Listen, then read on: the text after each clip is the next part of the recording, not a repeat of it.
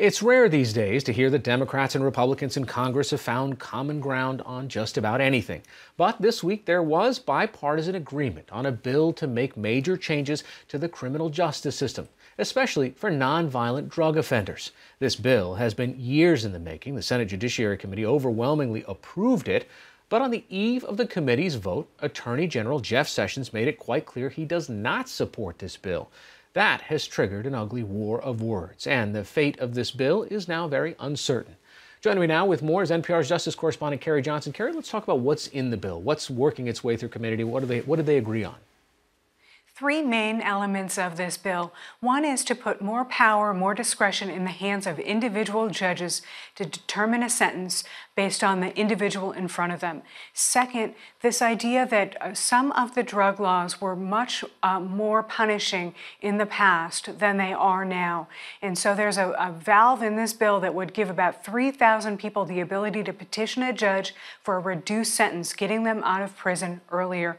And finally, another bucket that would allow people who are in for nonviolent offenses to get good time credit for taking programming before they leave prison to ease their return to society. And this is something that liberals as well as libertarians are in agreement on. Yeah, there's been an unusual consensus. Everyone from Koch Industries and the Koch brothers to the American Civil Liberties Union to the Cato Institute has come together over the last 5 years or so in D.C. around major elements of the justice system, the notion that we're locking up too many people, it's too expensive, and we need to do more to prepare people for life outside prison because, of course, about 90% of inmates, 95%, eventually leave prison. All right, what's the Attorney General's primary concern? The Attorney General sent a letter to the Senate Judiciary Committee on which he used to sit when he was a senator. Earlier this week, Jeff Sessions says he has grave concerns about this legislation. He thinks now, in the midst of an opioid epidemic, is the wrong time, in his view, to go soft on drug offenders. And he thinks that violent offenders could be released from prison and take advantage of this legislation. That has been enormously controversial. And this also provoked a tweet that I want to read from Chuck Grassley. He said, incensed by Sessions' letter, an attempt to undermine Grassley-Durbin-Lee bipartisan criminal justice reforms. This bill deserves thoughtful consideration before my committee. AGs execute laws, Congress writes them. This is a personal affront to him.